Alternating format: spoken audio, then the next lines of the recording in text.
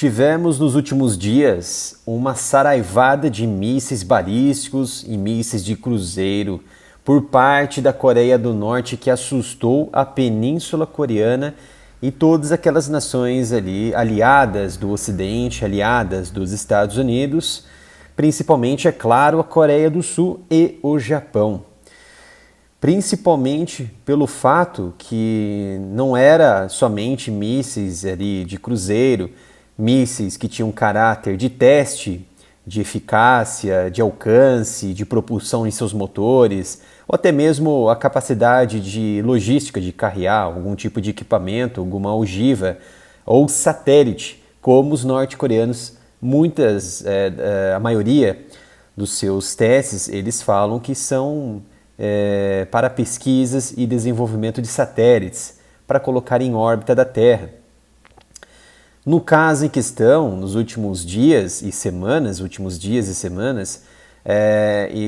esta retórica ela caiu por si porque houve uma grande escalada e também foram equipamentos já conhecidos pelo Ocidente.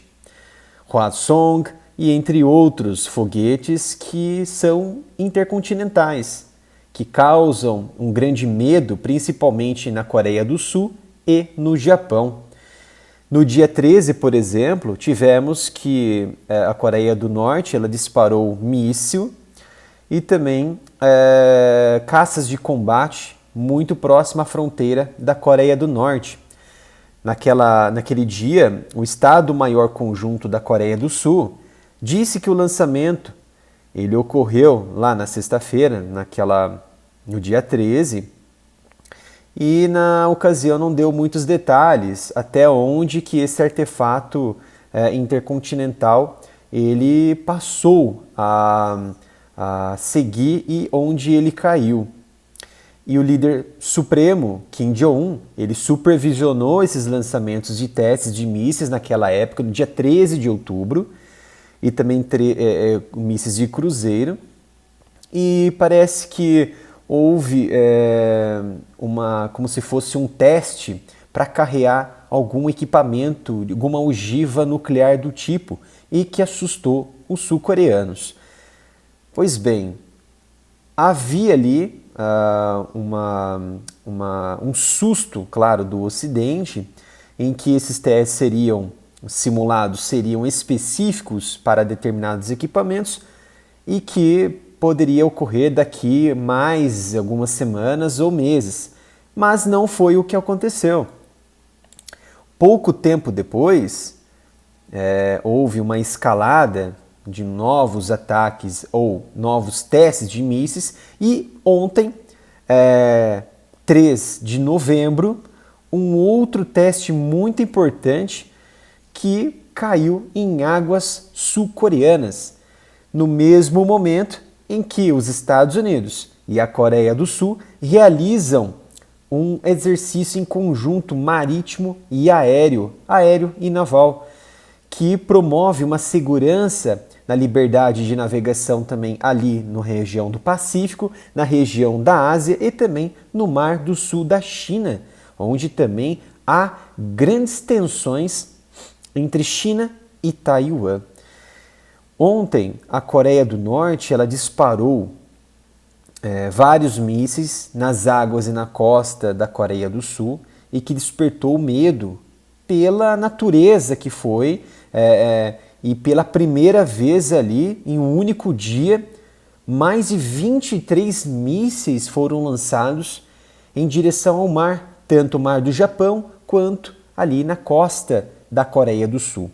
Então, na notícia, pelo menos 23 mísseis foram lançados, incluindo um que caiu a menos de 60 quilômetros da cidade de Sokcho, no sul da Coreia do Sul, em águas jurisdicionais. A Coreia do Norte diz que os lançamentos são uma resposta aos exercícios militares de larga escala que estão sendo realizados entre os Estados Unidos e a Coreia do Sul, que é Tempestade Vigilante, o nome do exercício em conjunto entre os norte-americanos e os sul-coreanos, que é o Vigilant Storm, ou Tempestade Vigilante. Na segunda-feira, um submarino de propulsão, que é o SS Key West, propulsão nuclear dos Estados Unidos, ancorou ali na região da Coreia do Sul e para promover os exercícios ali na região de Busan. Ou seja, é um meio de dissuasão que mostra a força dos Estados Unidos e, em conjunto com os sul-coreanos, para tentar pôr um limite aos norte-coreanos, que muito vem apresentando uma força de artilharia e uma força de dissuasão também de mísseis intercontinentais muito fortes e que pode trazer muito perigo para as regiões ali na Ásia e no Pacífico, principalmente naquela ilha que é a base aérea americana, a ilha de Guam, e a base naval também. É claro que um dos últimos testes norte-coreanos ocorreram em 2017, que houve uma explosão, segundo o Ocidente e os especialistas, uma explosão nuclear, uma explosão de uma bomba de hidrogênio que foi testada na região de subsolo e que deixou todo mundo em espanto. Até o Trump, na época, presidente americano, ele aumentou a retórica e aumentou a fala, colocando um limite nos norte-coreanos, e isso providenciou algumas aproximações diplomáticas com Kim Jong-un, que aceitou uma cúpula, depois aceitou se encontrar com Kim Jong lá no paralelo 38, que marca a divisão entre Coreia do Norte e Coreia do Sul, e houve um aperto de mão ali, histórico entre esses líderes de uma potência e outro líder de uma nação bélica, fortemente bélica, e que grande parte do seu PIB ele é direcionado para os incentivos bélicos de defesa e uma base industrial de defesa muito forte. Inclusive, na época, Donald Trump ele adentrou no território norte-coreano e ele convidou o Kim Jong-un a entrar no território sul-coreano, claro, sempre supervisionado pelos serviços militares de ambos os países, muito assustados naquele momento. Mas sabíamos que seria uma coisa mais amistosa, nada de uma retaliação, como houve, né, no passado não tão distante, principalmente após a Guerra da Coreia. Então, Trump ele tentou se aproximar para diminuir essa escalada, principalmente após o teste nuclear de 2017. Entretanto, por falta, né, de uma confiança no trabalho de Trump e também por indivíduos, vamos dizer assim, politicamente falando, infiltrados no governo, na administração Trump, não somente traiu o presidente, mas como também trouxe uma falsa esperança de um acordo que poderia ocorrer, um acordo assim, pelo menos de desnuclearização de toda a região da Península da Coreia, e também mostrou que esses diplomatas, essas autoridades que faziam parte da assessoria de Trump eram, na verdade, indivíduos que não tinham uma estratégia tão sólida e fortalecida e que acabou minando com essa possibilidade de aproximação ainda mais para se chegar a um acordo político e também bélico com a Coreia do Norte. Trump ele ficou muito frustrado na época, houve até uma exoneração do alto escalão estratégico, principalmente na região, no que liga ali o Pentágono e a defesa, o Departamento de Estado americano, por conta disso. E posteriormente descobrimos realmente quem estava por trás disso tudo, que não queria essa aproximação, que é a figura de Mark Milley, que até hoje está como chefe do Estado-Maior Conjunto das Forças Armadas Americanas, neste momento no governo de Biden. Então, naquela época, na terça-feira, nessa semana, Pyongyang ele alertou que os Estados Unidos pagariam, e também o sul-coreano, pagariam um preço mais horrível da história nesta relação desses testes que vêm ocorrendo na tempestade vigilante, e que ele respondeu, emitindo diversos mísseis, mais de 23, que caíram em diversas regiões, e um deles, intercontinental, caiu a 60 quilômetros ao sul ali da costa sul-coreana, que realmente é um projétil muito robusto, caro e perigoso, que poderia cair no território terrestre sul-coreano, que seria muito pior e que provavelmente desencadearia uma mobilização militar contra a Coreia do Norte, e possivelmente os Estados Unidos também iriam intervir, porque a Coreia do Norte possui equipamentos nucleares. E o secretário de Estado dos Estados Unidos, Antony Blinken, e o colega homólogo Park Jin condenaram o lançamento escalonado de mísseis balísticos da Coreia do Norte, que testou um número recorde de mísseis este ano. Houve também mísseis de artilharia que passou de mais de 100 mísseis. Então, foi uma saraivada de mísseis que contou com 23 mísseis importantes e um intercontinental e outros mísseis de curto alcance de artilharia do exército norte-coreano, e que cruzou ali a região da linha do limite norte, que é o LLN, que divisa, que separa as águas, os mares, as águas jurisdicionais, tanto dos norte-coreanos quanto dos sul-coreanos. Vamos ver aqui nessa imagem. E o míssil que saiu intercontinental, que saiu da região de Wosan, que caiu na região perto ao sul de 60 km de Sokcho, que poderia, claro, atingir a região terrestre, mas, infelizmente, não ocorreu. E esse míssil, ele viajou, ele alcançou altitudes muito altas, altitudes que é chamado de soft. Por que soft? Loft, por que loft? Porque essa trajetória, ela evita, como vocês estão vendo no mapa, ela evita passar por outras nações aqui na região, por exemplo, como um míssil, até mesmo um míssil hipersônico, um míssil de cruzeiro ou míssil convencional. Então, nessa trajetória loft, você consegue alcançar uma altitude muito grande, acima de 1.500, acima de 2.500, e você desvia das nações e atinge seu alvo com precisão numa queda livre. Então, nesse mesmo cenário, ontem, o primeiro míssil ele voou uma altitude de cerca de 2.000 quilômetros, com um alcance de 750 quilômetros.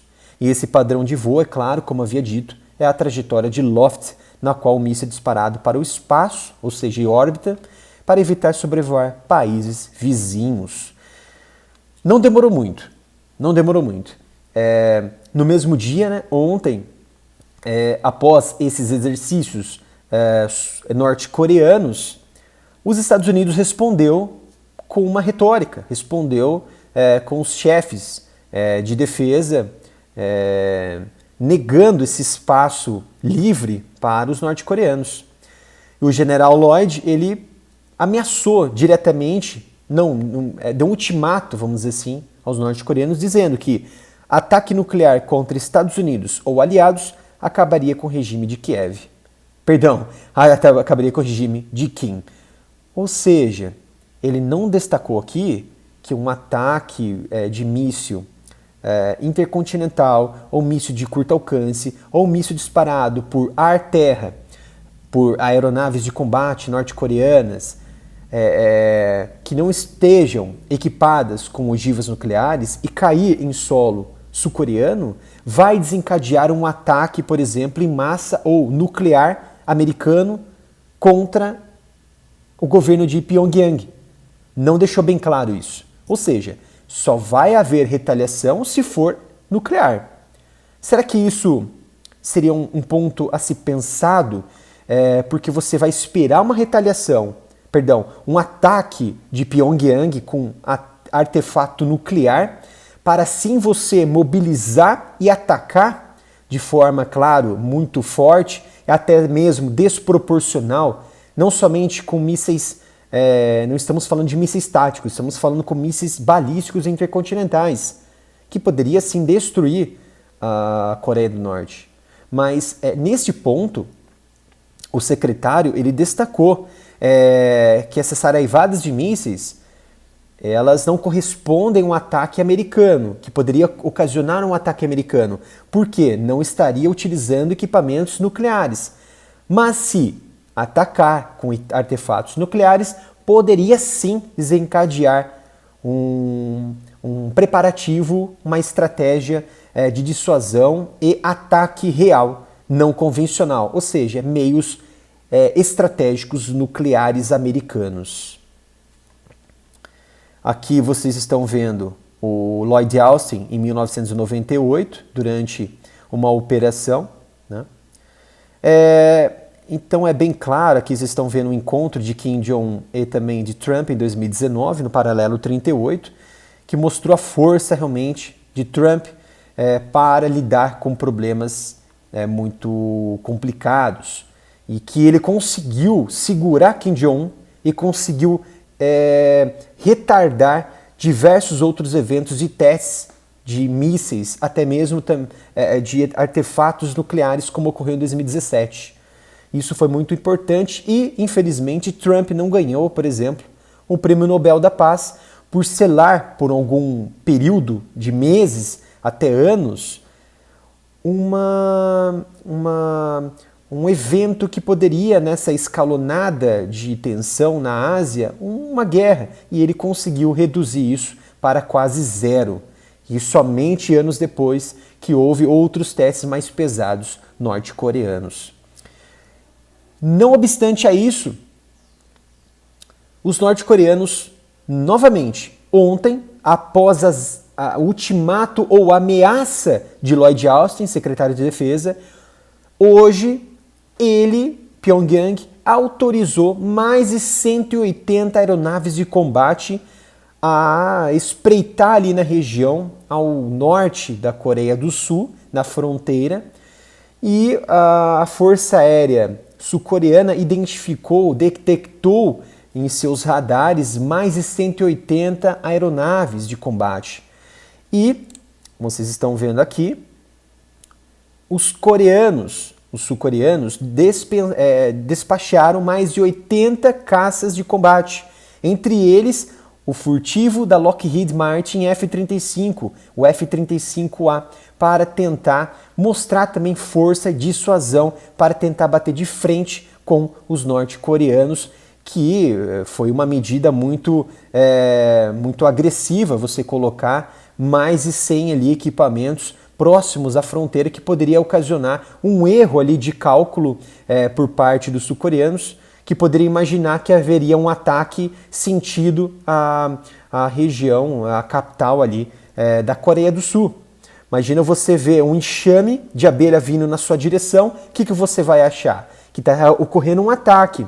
Então, foi um alarme que ocorreu em toda a região, assustou os sul-coreanos e também os norte-americanos, que estavam preparando novos exercícios ali no Mar do Pacífico, em conjunto com os sul-coreanos, pela tempestade vigilante, que é o exercício.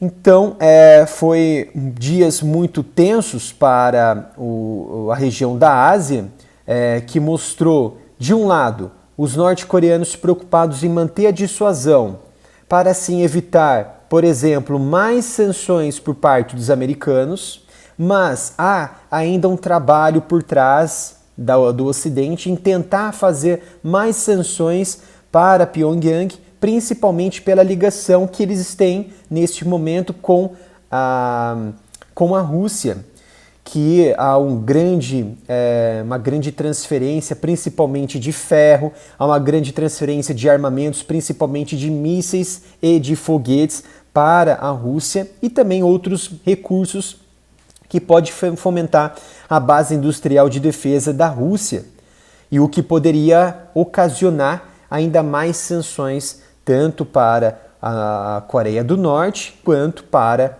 a Rússia e também o Irã.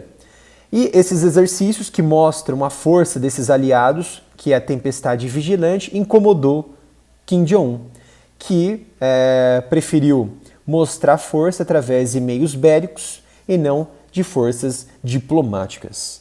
Vamos acompanhar essa tensão ali na Ásia.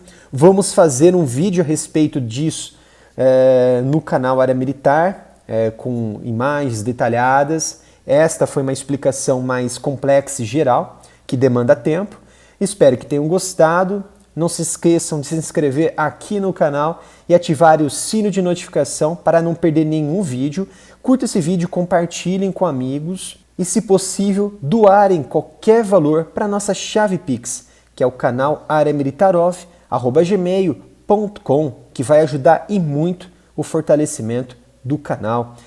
E antes de mais nada, eu quero agradecer, é claro, a todos os inscritos que fizeram doação por Pix no mês passado, que foram muitos. Agradeço demais cada um de vocês, que eu vou falar aqui o nome. Pode ser que eu esqueça de alguns, é claro, são muitas pessoas, mas eu vou agradecer aqui.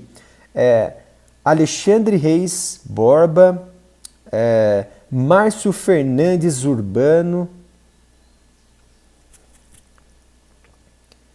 Eu quero agradecer também aos inscritos que fizeram doação na nossa chave Pix do mês passado. Muito obrigado mesmo. Vou falar o primeiro e o segundo nome, para não identificar, é claro, por motivos de segurança. Muito obrigado. Não vou falar o valor, claro, mas muito obrigado mesmo ao Alexandre Reis, ao Mário Sérgio, Carlos Siviero, Petit Laços, Luiz Marcelo, Emerson Rai, Daniel Roberto, Giovanni Fernando, Vitor Correia, Éder Gustavo, Israel Carnaúba, Fernando Roberto, Jorge da Silva, Cláudio Antônio, Alexandre Pedrotti, José Maria, Paulo Gomes, Yong-Yong-Yu, Domingos Pedro, Antônio Fabiano, João Llanes, Vinícius Figueiredo, Ricardo Alexandre, Emerson Rai, Carlos Alberto, Henrique Gonçalves, Yu Yang, Josué Lazzarini, Cláudio Antônio, Pedrotti, José Maria novamente, Paulo Gomes, novamente Yong e Domingos Pedro. Muito obrigado, pessoal, de coração. Vai fortalecer muito o canal. E até o próximo vídeo com muito conteúdo de segurança e de defesa do mundo e também do Brasil. Até o próximo vídeo.